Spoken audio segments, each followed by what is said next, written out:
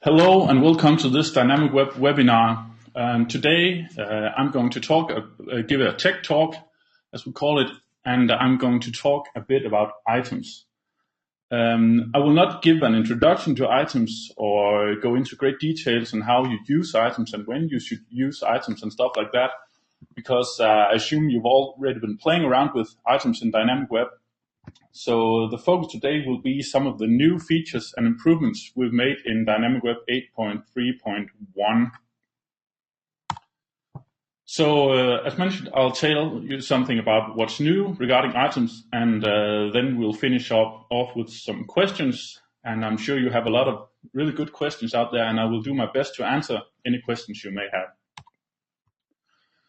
Yeah, and the newest release of Dynamicweb is 8.3.1, and actually we are on 8.3.1.1 right now. And in the release notes, there are quite a few things regarding items, and I highlighted two of them here. One is context-sensitive default values, and another is changes in item restrictions. And there are a few more items changes. I'll just show you the list here. I assume you know this list of new features and important notes and stuff like that, and that you read those when we release a new version. And if we check the items, we have some small but useful changes here, and some improvements in the item publisher, so you can now publish a list of items that are access restricted, so you can create a list of news items or some other kind of items. And then when a user tries to see the item details, you can use user management and permissions to restrict access, but still have a list of all the items to show, just to create the navigation menus and stuff like that. So that's a great improvement. And one of the subjects I will talk about today is context-sensitive default values, where you can create some dynamic default values for use in your items. And then I will dive into some changes in the item restrictions we've made in order to improve how you can control your item structure.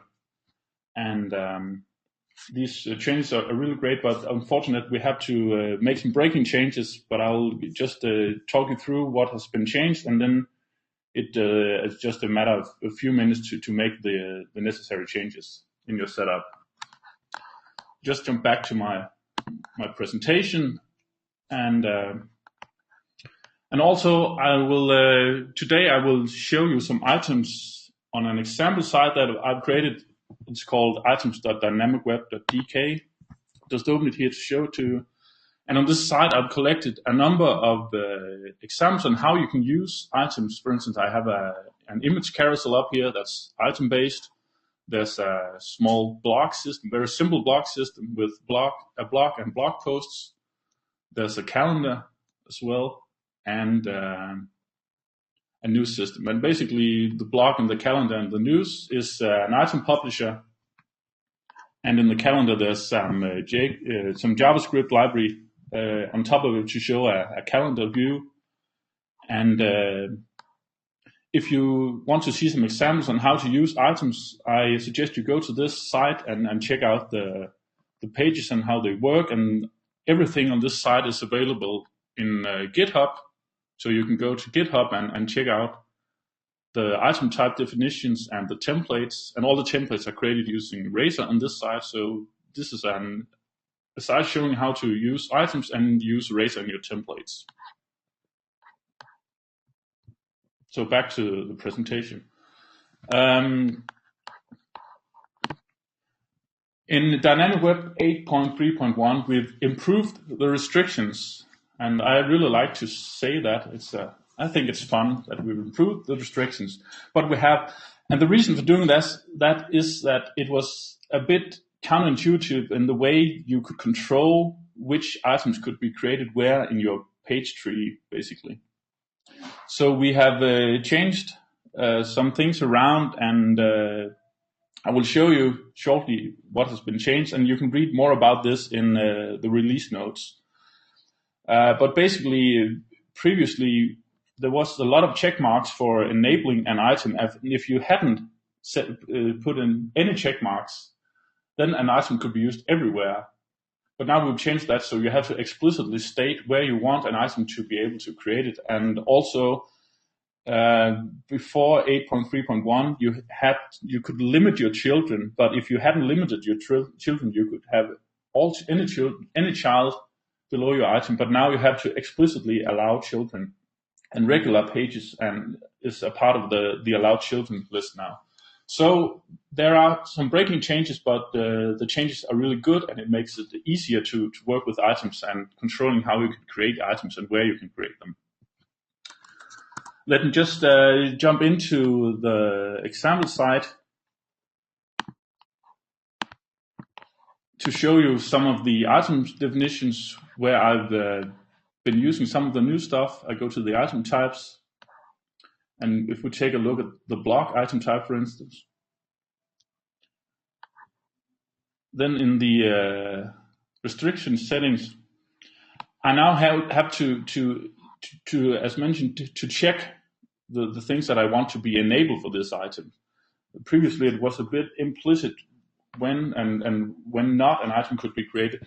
But now I have to allow my item in websites, and I can allow it in specific websites, for instance, in my items website, or I can just check the all option. Then this item will be available in all websites, and when I create new items, new websites, then I can use my items on new websites as well, without having to go in here and edit all my items to check the new website up here. We have a few changes in allowed parents. We can now allow it in root of the website, and we can allow an item under a regular page. And for children, we can allow a regular page on this as well. And one thing we've done is that now sorry, there's something wrong here.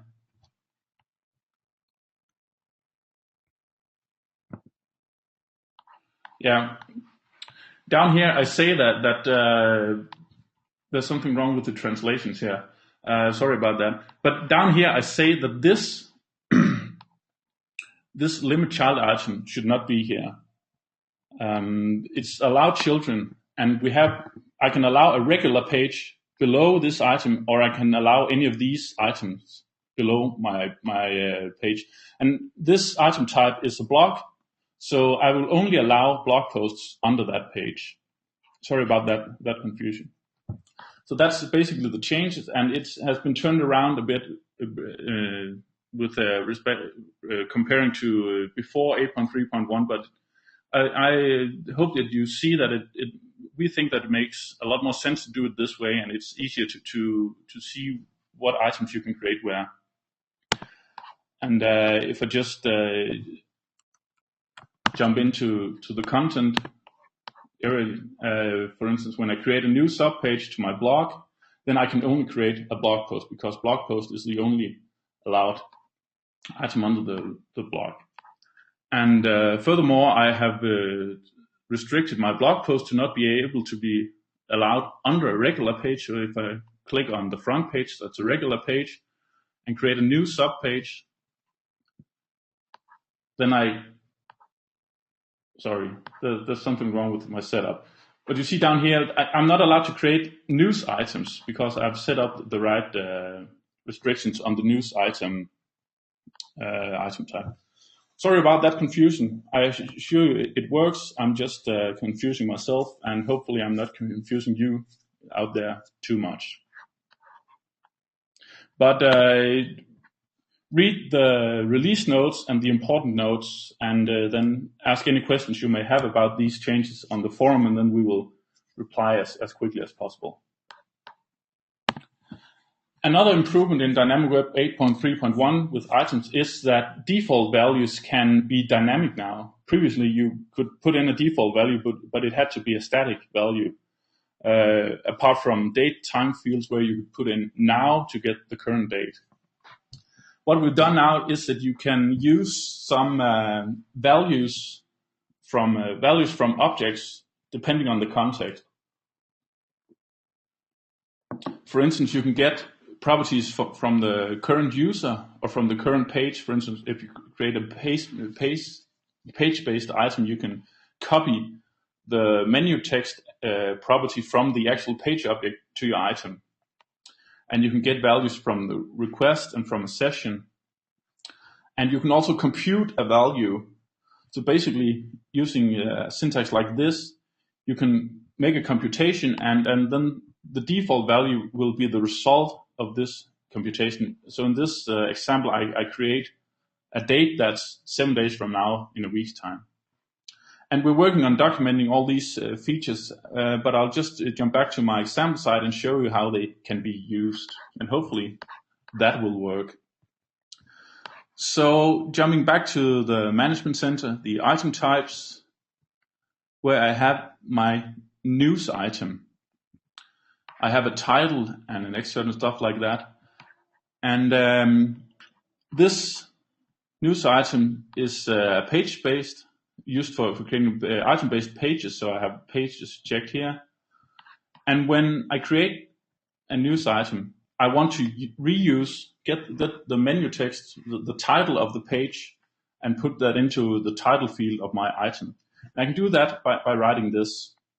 So I use the page object. I start the default value with an @ sign and then the object. And then in parentheses, I write the property I want from my object. So here I get menu text from the page object.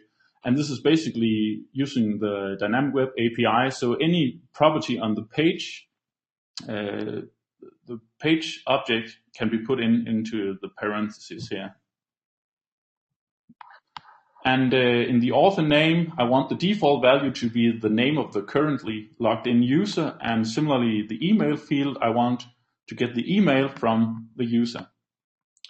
And just to give an example of using the code stuff, I have decided that whenever I create a new news item, the publication time should be in an hour. So I take now and add 1 hour. So now I'll just switch over to another tab. I'm logged in as Angel Administrator here. So in this tab, I'm logged in as a regular user. So now when I create a new news item, I will just call it news from webinar. So what I put in here, that's the page name. And hopefully this page name, which will appear out here in the page tree, will be copied to my news item when I click OK. Yeah, so now you see up here, the system has expanded the add page menu text stuff to get the actual page title and put it into my title field. And the publication time is in an hour. Yeah, that's correct. That's in an hour. And it has put in my name, taken from the currently logged in user, and my email address.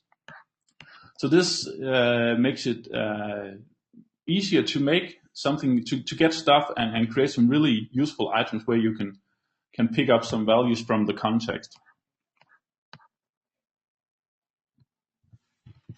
Oh, so I had to put some.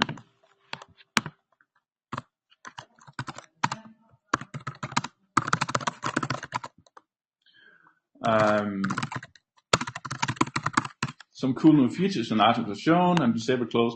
And it's just the context, the default, dynamic default values, of course, are only evaluated the first time. So of course I can change this.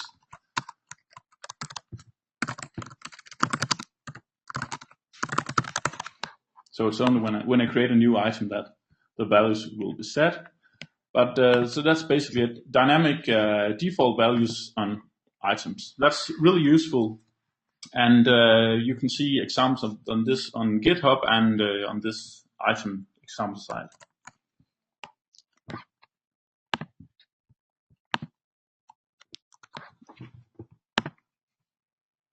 So back to the small presentation here. I put in some demo, and I've already shown you how to do this, and you should play around with it yourself and experiment it. And if I should say something about the the stuff you can use inside the code blocks.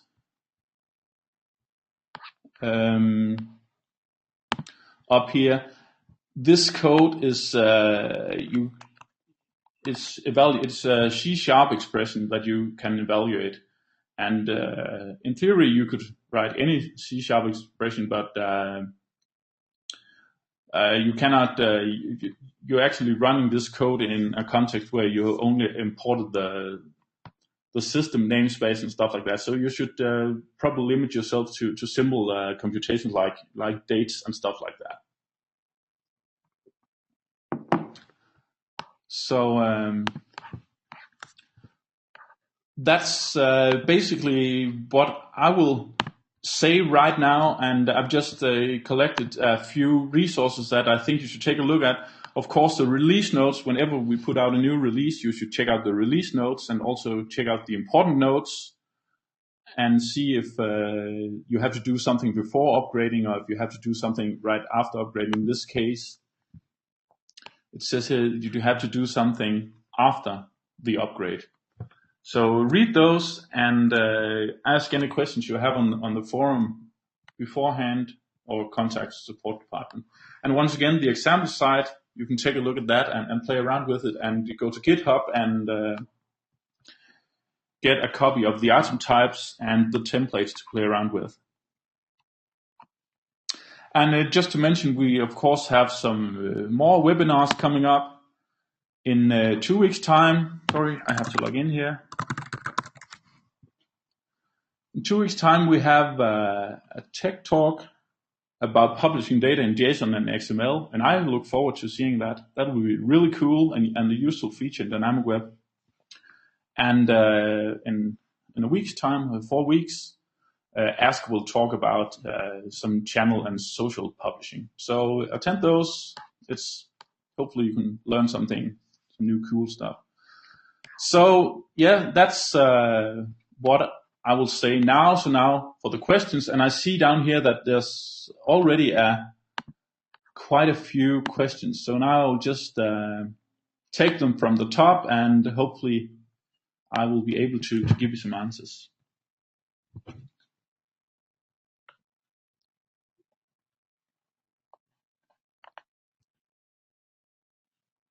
There's a question. That's a really long question. It's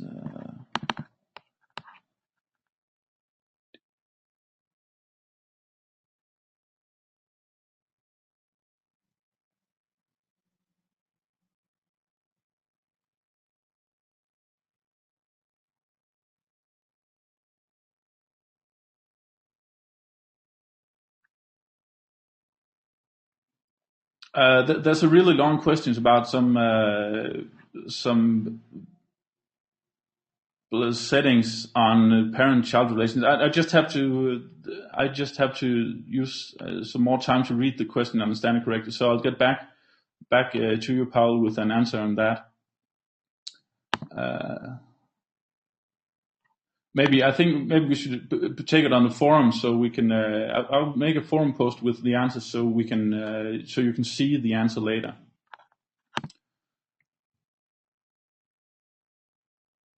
Yeah, and then there's a question here about using if property values are empty when we use, for example, user name and stuff like that.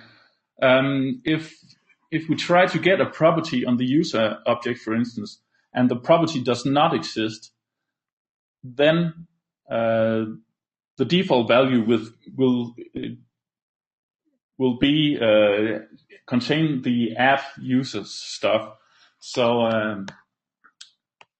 I'll just jump into the example side, and I can show you if I edit my item. If I write user dot something that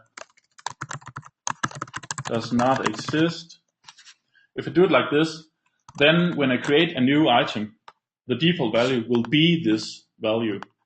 But if I use username, for instance, and the username is empty, then the default value will be an empty value. So if the user has if the stuff inside the parentheses is a property on the user object, then the value of that property will be the default value. Otherwise, when the user doesn't have this property, then the default value will not be interpreted in any special way. It will just be like this.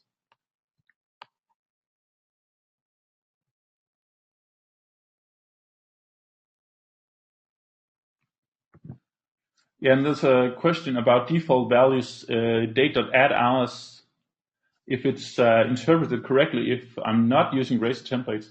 Yes, it is. It has nothing to do with the templates. It's something that happens in the back end. Whenever you create a new item, the server evaluates the piece of code in the default value. So it has nothing to do with what templates you use in the front end. And the value that's stored into the database will be the result of the evaluation of the expression.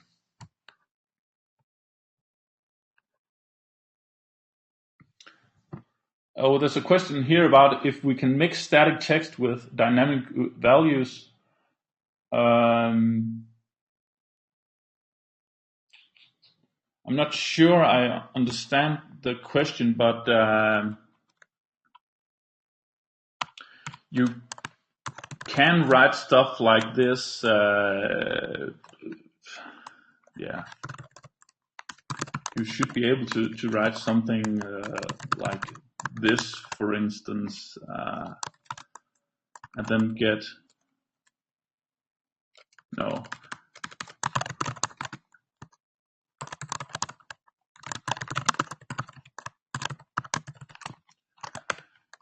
You can write stuff like this using code, and maybe that answers your question. And if the question is if you can write something like this, for instance, where just some part of the default value is a dynamic expression, then this will not work. Basically, how this works is that if the first character in the default value is an @ sign, then the rest of the default value will be interpreted. And in this case, we don't know how to interpret this. So these add expressions, they look like razor expressions, but they are not. So it's not a placeholder. So you cannot write stuff like this, because this will just be interpreted as a static string containing an @ sign and stuff like that. So you have to start the default value with an @ sign, and then the system will try to interpret whatever comes after the @ sign.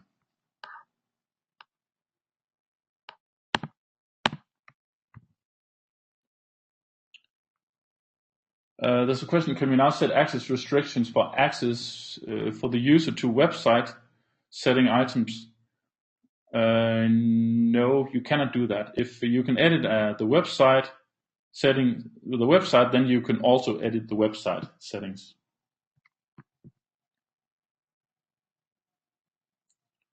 And there's a question about the breaking changes. What is exactly is going to break and what is not going to, and if we have any documentation on that. We have the documentation in the release notes, and basically, if you have gotten into the habit of explicitly allowing your child items, then you will probably not see any breaking changes. It's basically if you have relied on no check marks, if you haven't set any check marks in the allowed and limit children, then that will change, because now no check marks means that the item cannot be used, whereas before no check marks meant that the item could be used everywhere.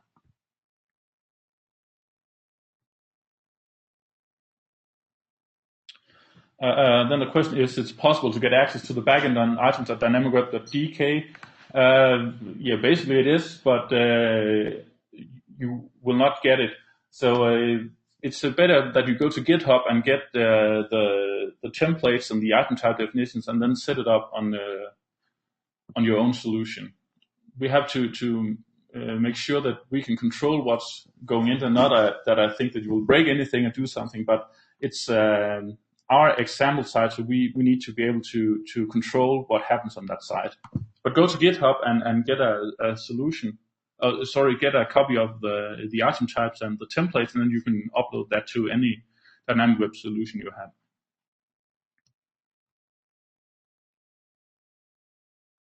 Then there's a question here how I treat comments for the blog. Yeah, and just show. And basically, the comments on the blog system are the built-in dynamic web page comments. So there's nothing special about these. It's just the good old dynamic web page comments. And if I just show you here, if I edit my page and find the comments.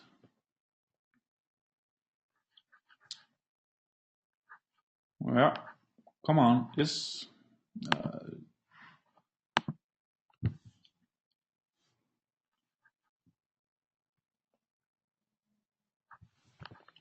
Yeah, so basically these are the comments. So it's the comments on pages that has been in dynamic web for many years. So it has nothing to do with items.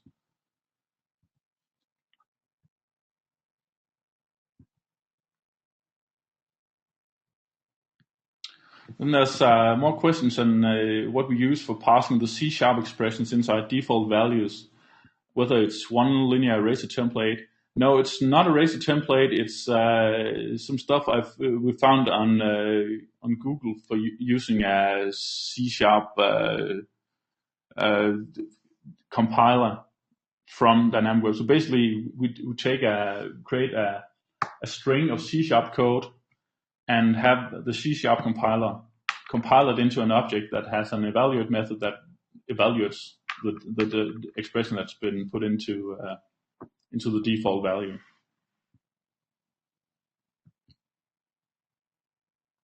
Oh yes, no, sorry about So that's just a follow up on how to use. You cannot use the dynamic default values. They are not placeholders that will be substituted into the default value. As of now, at least. Maybe we'll change that if it's not too hard to do.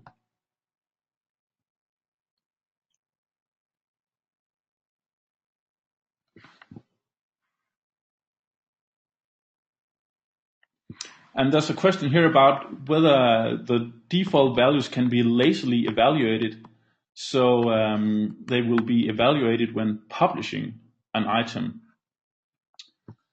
And currently the values are, the default values are evaluated when you create the item. And not when you save the item. It's when you say that you actually basically when we render the item edit form the first time, then the items, the default value expressions are evaluated. But maybe we will change that or do it possible to have the values evaluated on publishing the item or something like that. But we don't have any specific plans for that.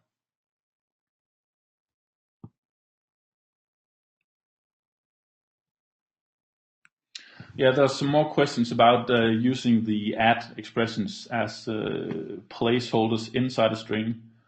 And we have to think about if we should do that or can do it without too many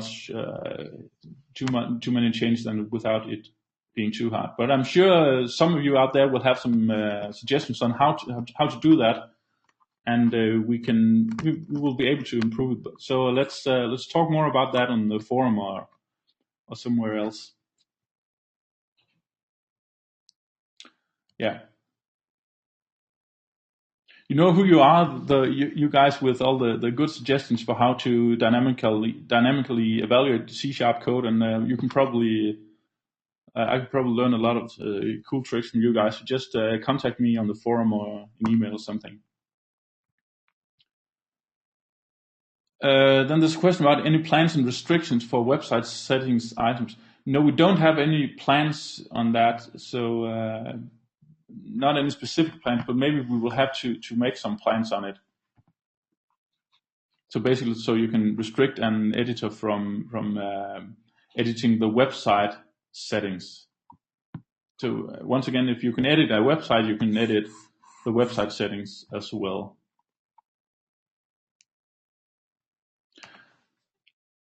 Yeah, then there's a question about following up on whether you can get backend access to the example site, and we could restore it every night. Yeah, we could do that, but I suggest that you put it on your own solution. It's a lot easier for you to play around with it, and we'd like to keep it clean also during the day.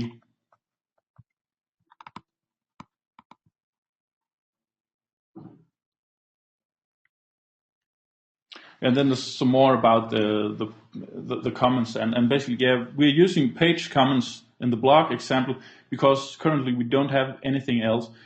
We have something in the future plans. We expect it to be released in 8.4, which will be out at the end of January, where we add an item creator module or an item creator to Dynamicweb that you can use to create items in the front end, and maybe that will be used.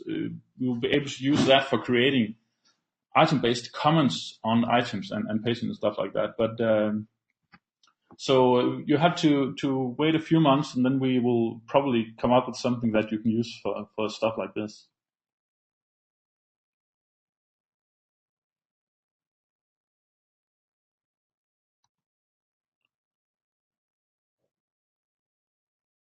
Yeah, okay. I see. I can look forward to 13 suggestions and comments and items in the forum. Great. We have to use the forum for stuff like that, and then we can get some discussions going. And we are working really hard on doing a lot of cool stuff with items, because items are the new black, at least in Dynamicweb. So just use the forum. Oh, so the links in the Racer wiki is broken. That's not good. I will change that shortly. Thanks about that. Thanks for that. So that's all for now. There are no more questions in this list. There's the first very long question, Paul, that I will read, and then I will get back to you with an answer, maybe on the forum. So if there are no more questions, I will say thank you for attending this webinar, and thanks for taking your time to listen to me, and come back in 14 days, 2 weeks, when we have a new webinar. Thank you, and bye-bye.